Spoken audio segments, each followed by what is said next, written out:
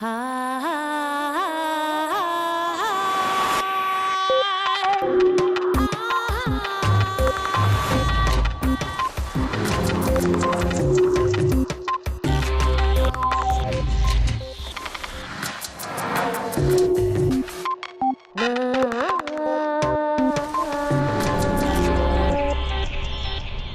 solo ordenador cuántico equivale a un número gigantesco de ordenadores convencionales. Juan Ignacio Cirac. Cada 2 años aproximadamente se dobla la potencia de los ordenadores. Sin duda, la capacidad de computación avanza a pasos agigantados. Pero en un futuro no muy lejano, esta alcanzará un límite que no podremos rebasar con la tecnología que utilizamos actualmente.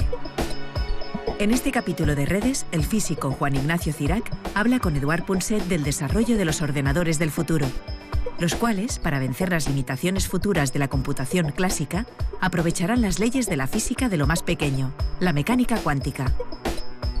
Y la mirada de Elsa abordará la multitarea, una práctica que el cerebro practica a menudo y a veces con exceso. ¿Somos buenos haciendo varias cosas a la vez?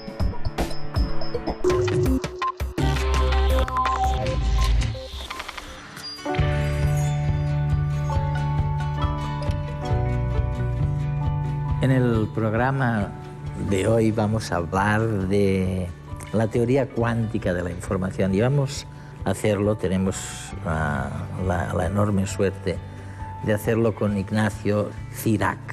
Es director de la Theory Division del Max Planck Institute, ¿no? En Múnich. Sí. Oye, estamos tan obnubilados con este tema de la información cuántica que a veces tenemos la impresión de que este va a ser el futuro, que está al lado, y luego hablamos con vosotros y nos decís, oye, no, está todavía lejos. Bueno, un día u otro se tenía que acabar la historia de los ordenadores. Y hemos agotado, estamos a punto de agotar la información que puede tratar un ordenador y por eso recurrimos a gente como vosotros, a los grandes especialistas de la física cuántica. Primero, ¿es cierto que se hayan agotado los ordenadores normales? ¿Es cierto, segundo, que vosotros nos estáis preparando la sucesión o estáis preparando otra cosa totalmente distinta? Bueno, pues vamos por partes. En primer lugar, todavía no hemos llegado a explotar completamente los ordenadores y a llegar al límite de la potencia de los ordenadores, pero no nos queda mucho tiempo. Si miramos qué es lo que ha pasado durante los últimos 30 años, nos damos cuenta de que los ordenadores cada vez son más rápidos y son más potentes. Y la razón es muy sencilla, es porque podemos hacer los procesadores y los transistores y todos los equipos que están detrás de los cálculos que hace un ordenador más pequeños.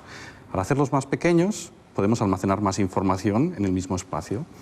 Y por otro lado, al hacer más pequeños, hacemos que sean más rápidos. Y la razón es porque la información que está dentro de un ordenador la transmiten unas partículas, que llamamos electrones, y si son más pequeños, tienen que recorrer menos espacio.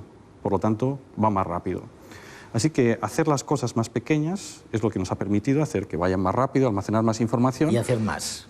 Y hacer más. Pero claro, eso tiene un límite, no podemos hacer algo infinitamente pequeño. De hecho, cuando lleguemos a tener que almacenar los bits que almacenan la información en un solo átomo, pues ahí estaremos llegando al límite. Y si uno mira hacia atrás y ve cómo ha progresado todo este desarrollo, pues se da cuenta que para eso faltan del orden de 10, 15, 20 años. Máximo. Y cuando lleguemos ahí, pues no podremos utilizar pues, los ordenadores como los utilizamos hoy en día. Y ahí es donde llegamos nosotros, los científicos que trabajamos en la computación cuántica o en la información cuántica. Y lo que venimos a decir es que cuando lleguemos a ese límite, eso no será un problema, sino todo lo contrario, será una ventaja. Cuando llegamos al límite del átomo, las leyes de la naturaleza cambian. Las leyes de la física cuántica, que es una teoría que describe el mundo microscópico, se ponen en marcha y son extraordinarias. Nos permiten hacer cosas extraordinarias, cosas que parecen más bien sacadas de una película de ciencia ficción, y lo que estamos estudiando es cómo aprovechar esas leyes de la física cuántica no solo para poder seguir haciendo que los ordenadores vayan más rápido, sino para que vayan muchísimo más rápido y se puedan hacer cálculos que de otra forma serían imposibles. Cocinar, barrer, poner la lavadora, todo a la vez. Poder realizar todas estas tareas al mismo tiempo sería el sueño de muchos de nosotros. Ahorraríamos muchísimo tiempo. Por desgracia, nosotros no podemos estar en diferentes estados simultáneamente. Sin embargo, si viajamos al mundo microscópico, nos encontramos con la sorpresa de que las partículas cuánticas, como los fotones, los electrones o los átomos aislados, sí tienen esta capacidad. Imaginemos por un momento que una de estas partículas cuánticas es una pelota en un campo de fútbol. Según las leyes de la mecánica cuántica, esta partícula se encuentra en muchos estados a la vez. Por ejemplo, en muchas posiciones de forma simultánea. Sin embargo, cuando la miramos solo la vemos en una de estas posiciones. Si dejamos de observarla, vuelve a estar en diferentes posiciones al mismo tiempo. Y si volviéramos a observarla de nuevo, la encontraríamos en otra posición distinta de la anterior. Los ordenadores cuánticos son capaces de aprovechar esta sorprendente propiedad de las partículas. Gracias a que sus componentes pueden estar en muchos estados simultáneamente, estos ordenadores son capaces de realizar multitud de operaciones a la vez en el tiempo que una máquina convencional invierte en hacer una única operación. Oye, Ignacio, una cosa. Déjame intentar entender un poco en qué medida la información cuántica obedece a sus propias leyes, que son totalmente distintas de las leyes a las que estamos acostumbrados, de una mesa y de unas sillas, ¿no? Vamos a ver, en un ordenador tengo entendido que hay una especie de instrumento de lectura, escritura, que es el que os permite, gracias a estos cuadraditos en donde hay un 1, un 0, un 1, un 0, esto os permite dar las instrucciones necesarias para hacer un programa. Este es el ordenador, digamos, tradicional. Pero lo que me estás tú sugiriendo, que será tan fascinante, porque os transforma las leyes y el mundo que viene, es que, bueno, en los computadores cuánticos, ¿qué es lo que ocurre exactamente? Que en lugar de 1 y 0 en otro cuadradito, el 1 y 0 conviven en el mismo cuadradito. ¿Qué es lo que pasa exactamente? Sí, pues algo así, aunque parezca muy raro y a uno que lo escucha la primera vez le va a sonar muy, muy raro. Eso es precisamente lo que le da la potencia a los ordenadores cuánticos y, en definitiva, a la física cuántica. Si miramos los ordenadores usuales, los que tenemos hoy en día, como has dicho muy bien, la información se almacena y se procesa en términos de lo que llamamos los bits, ceros y unos. Si tú quieres, cuando haces la declaración de la renta y tienes que poner alguna cantidad, pues eso el ordenador lo almacena en términos de ceros y unos, en binario. Y estos son lo que llamamos los bits de información, en los cuales almacenamos pues, la información y luego la recibimos. Pues bien, esos son pequeños objetos que pueden tomar dos valores, 0 y 1, y es así como funcionan los ordenadores usuales. En la física cuántica, cuando nos vamos al mundo microscópico y queremos almacenar el 0 y el 1 en un átomo, pues resulta que además de tener la posibilidad de tener 0 y 1, tenemos otras posibilidades, que es tener los dos a la vez. En un solo átomo podemos tener a la vez 0 y 1. Y esto es una propiedad de la física cuántica que solo la observamos en el mundo microscópico, pero que está muy bien entendida por los físicos. Es lo que llamamos las superposiciones. Una misma partícula puede hacer dos cosas a la vez, puede estar en 0 y en 1. Y eso es lo que da potencia a los ordenadores cuánticos, porque ahora uno se puede imaginar que cuando tiene pues, muchos de estos bits cuánticos, pues a lo mejor puede tenerlos todos ellos en 0, pero también los puede tener a la vez todos en 1, o algunos en 0, otros en 1. Por lo tanto, puede hacer cálculos en paralelo, digamos, en cada uno de estos los llamamos a veces universos, ¿no? En los que están todos ceros o 0, 1, etcétera, etcétera, se puede hacer un cálculo, así que teniendo un solo ordenador es como si tuviésemos millones y millones y millones de ordenadores a la vez, y esto es lo que le da potencia precisamente. ¿Tiene algo que ver esto con lo que llamábamos entanglement o entrelazamiento, en que un átomo puede estar en distintos hemisferios a la vez, o es algo totalmente distinto. Que el entrelazamiento es una consecuencia de este principio de superposición y es algo que juega un papel muy importante dentro de la información cuántica. Y el entrelazamiento lo que nos viene a decir es que podemos tener dos partículas, dos átomos, por ejemplo, que estén en lugares completamente distintos, que no se comuniquen entre ellos, aislados, pero que se comporten de una manera que llamamos correlacionada. Déjame dar un ejemplo de esto, ¿no? Imagínate que tú tienes un dado y tiras el dado aquí y tienes un resultado. Pues el resultado sabemos muy bien que será típicamente aleatorio. A veces el 1, a veces el 3, a veces el 6. Y ahora imagínate que te vas a otro sitio, a Nueva York, o que a la vez otra persona en Nueva York tira otro dado. Bueno, pues allí el dado dará un resultado aleatorio. Bueno, pues de acuerdo con las leyes de la física cuántica, es posible tener dados microscópicos en los cuales cada vez que tiremos un dado aquí, obtendremos un resultado aleatorio. Pero si tiramos a la vez otro en el otro lado, tenemos exactamente el mismo resultado. Si aquí tiro y obtengo el 3, aquí tiro y obtengo el 3. Es decir, son resultados aleatorios, pero completamente correlacionados. Y esto está relacionado con estas superposiciones de las que he hablado anteriormente, y básicamente nos dice que podemos tener estos estados, ¿no? estos bits, ahora que serían estos dados, serían como los bits, pero con 6 valores posibles, en los cuales tenemos a la vez el resultado 1, 1, el resultado 2, 2, el resultado 3, 3, el resultado 4, 4, y estos están viviendo simultáneamente, están como en paralelo, y cuando observamos obtenemos uno de los resultados, pero está siempre correlacionado. La enorme capacidad de computación de los ordenadores cuánticos puede poner en jaque el sistema actual de encriptación de los datos confidenciales que circulan por Internet, basado en tediosas operaciones que requieren mucho tiempo de cálculo para los ordenadores actuales. Pero hay que tener en cuenta que esta gran velocidad de computación solo es posible si no observamos ni medimos las partículas del ordenador cuántico mientras el equipo está realizando sus operaciones. Precisamente, esta circunstancia abre la puerta a usar las partículas cuánticas para encriptar información de forma mucho más segura. A diferencia de los métodos actuales de cifrado, en la encriptación cuántica los datos confidenciales se esconden tras una clave basada en muchos estados superpuestos. Si un espía tratase de interceptar el mensaje, solo vería uno de los estados y le sería imposible descifrar esta clave. Así pues, la encriptación cuántica podría llegar a ser mucho más segura que la que utilizamos hoy en día. Desarrollar una tecnología que nos permita aprovechar la superposición cuántica de estados sin que la observemos ni la midamos es uno de los grandes retos de la ciencia moderna. Lo que me está sugiriendo Cirac es que en el mundo nuestro podremos utilizar algunas de las cualidades que hemos descubierto en el mundo microscópico, ¿no? Eso es lo que me está sugiriendo, y eso es lo que va a suponer un cambio revolucionario en el mundo, en la visión, en la percepción del mundo a que estamos acostumbrados.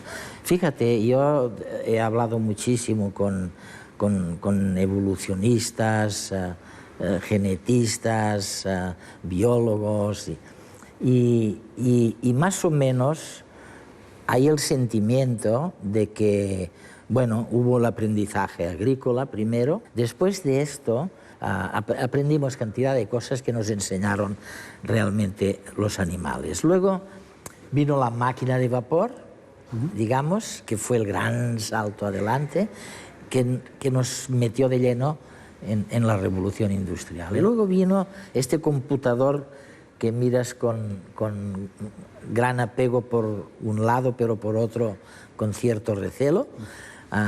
Y este computador electrónico dio cauce a la revolución informativa, o sea, nos permitió realmente entrar de lleno en un mundo de la información. Oye, ¿el próximo salto adelante va a ser el vuestro?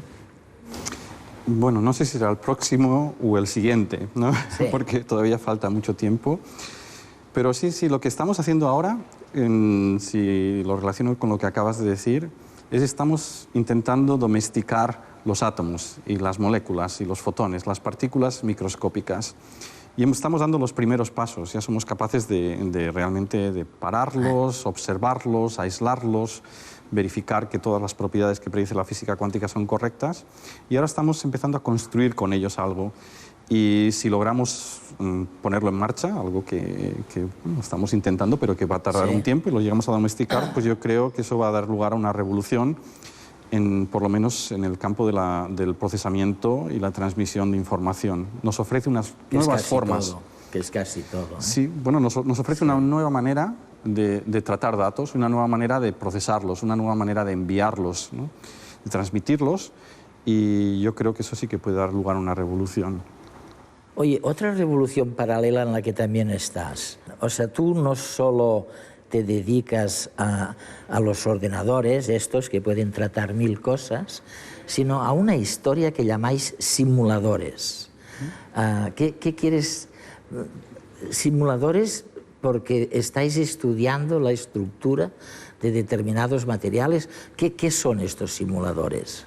Bien, es curioso que si tú quieres construir un avión, pues antes de construirlo y ver si funciona, puedes programar con un ordenador una simulación y aprender a través de un ordenador si el avión va a volar, cómo va a volar, cuáles son las propiedades.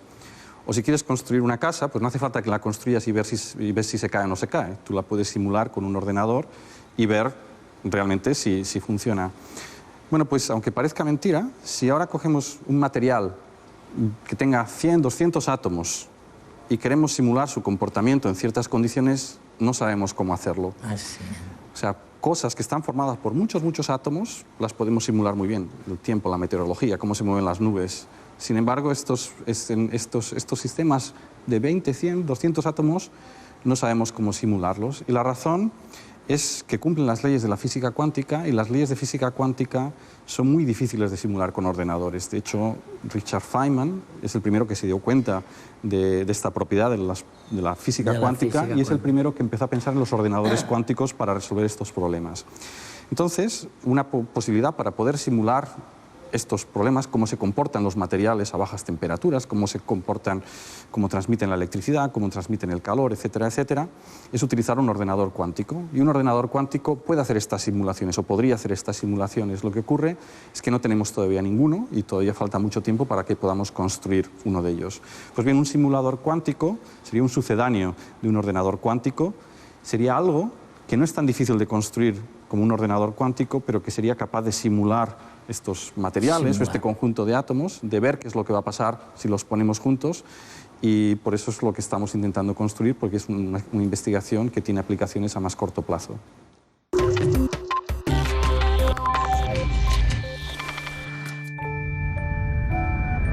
La ciencia avanza deprisa, pero aún así necesita su tiempo. Lo que hemos aprendido en física cuántica durante los últimos años responde a ideas que se gestaron a principios del siglo pasado gracias a científicos como Albert Einstein, Niels Bohr o Werner Heisenberg.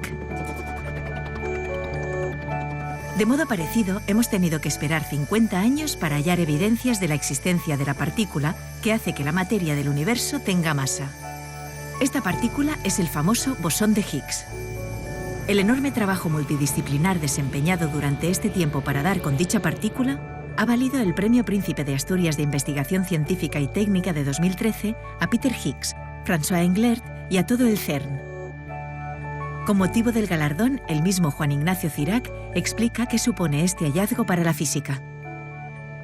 Ahora sabemos, a través de lo que se llama el modelo estándar, que existen dos tipos de partículas. Las partículas que forman la materia, las partículas de materia, y las partículas que describen cómo las fuerzas aparecen entre las partículas de materia. Es lo que llamamos las partículas de fuerza. Y el modelo estándar es el que nos permite estudiar cómo todos los fenómenos aparecen a partir de todas estas partículas. Pues bien, el modelo estándar tenía un problema, y era que las partículas de fuerza, según él, no debían de tener masa. Y bueno, pues esto es lo que precisamente soluciona el bosón de Higgs. El bosón de Higgs permite introducir la masa en las partículas de fuerza y también algunas de las partículas de materia, Y una forma de entenderlo es a través de una analogía muy simple, ¿no? El bosón de Higgs son partículas que están en todas partes, incluso en el vacío, incluso cuando vaciamos y quitamos todas las partículas, allí siempre quedan estos bosones de Higgs y actúan de una manera como una melaza de tal forma que cuando estas partículas de fuerza o de materia se mueven en ella, pues impiden el movimiento y eso es lo que hace que se comparten como si tuviesen masa.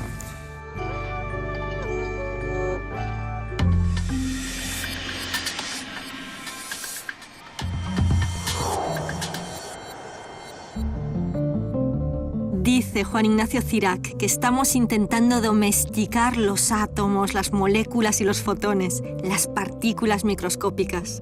Resulta fascinante asomarse a las propiedades del mundo microscópico. Una de ellas es la superposición, es decir, que una misma partícula puede hacer dos cosas a la vez. A nuestra escala humana, ¿qué nos sugiere esta capacidad? ¿Se te da bien hacer varias cosas a la vez, es decir, el multitasking? ¿Lo haces por obligación o porque te gusta distraerte?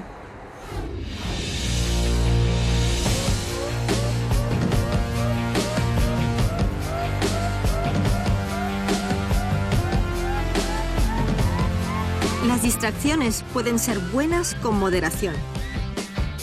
Por ejemplo, imagina que un mono se dirige a buscar una fruta que está colgando de un árbol. Si a medio camino se distrae porque ve una fruta distinta, evitará hacer un viaje inútilmente largo. Las distracciones también nos permiten abrirnos a retos y a metas nuevas. Y por supuesto, las distracciones también nos ofrecen una vía de escape a las preocupaciones diarias que a veces nos atosigan. Pero cuidado, el multitasking implica obligar a la mente a cambiar de objetivo muy deprisa. Esto es estresante para el cerebro y malgasta mucha energía. Conectar y desconectar constantemente nos agota, aunque el pip de entrada de este nuevo correo electrónico produzca placer porque activa el área de recompensa del cerebro, que espera que tal vez ese correo sea una buena noticia.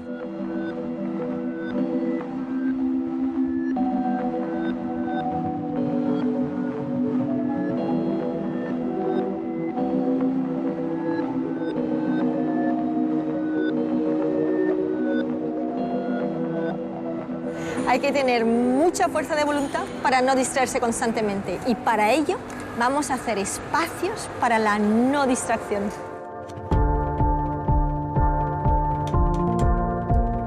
Sabemos que las experiencias más placenteras son las que nos absorben en cuerpo y mente, las que no están contaminadas por preocupaciones o distracciones constantes. Por ejemplo, cuando tocas un instrumento, cuando conduces disfrutando de la carretera o cuando haces algo tan sencillo como fregar los platos, lavarte los dientes o pelar una manzana.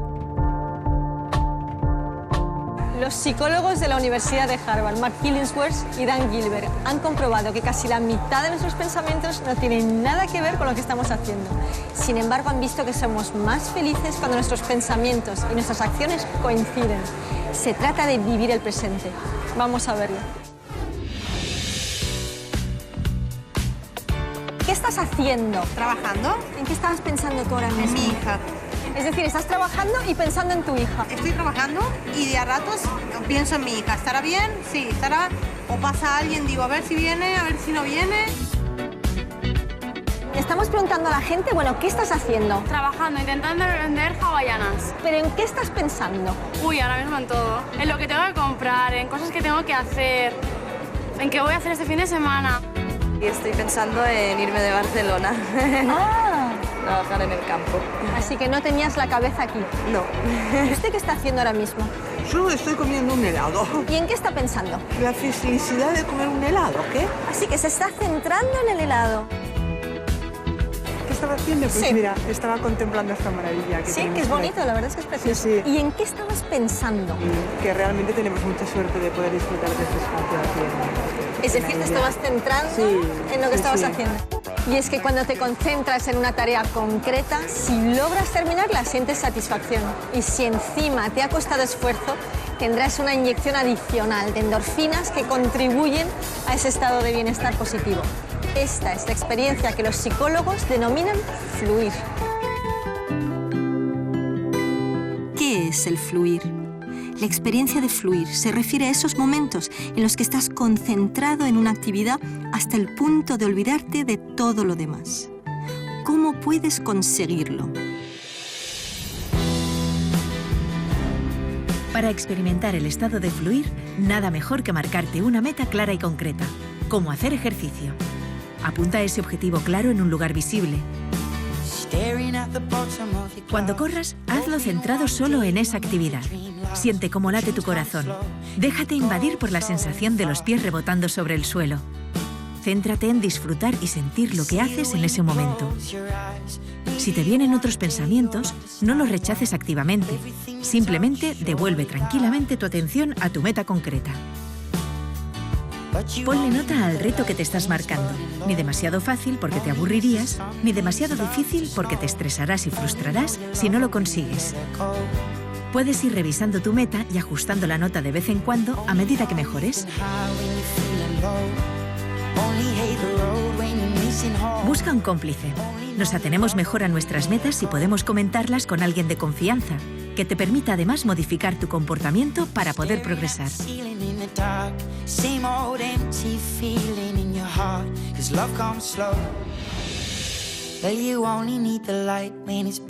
Recuerda que la finalidad que buscamos no es solo hacer ejercicio, sino hacer ejercicio sin distraerte, buscando ese sentimiento de concentración y plenitud que llamamos fluir. Cuando estés acostumbrado a sentirlo, podrás practicar trasladándolo a otros ámbitos de tu vida. Disfrutarás más de cada momento. No es magia, es inteligencia emocional.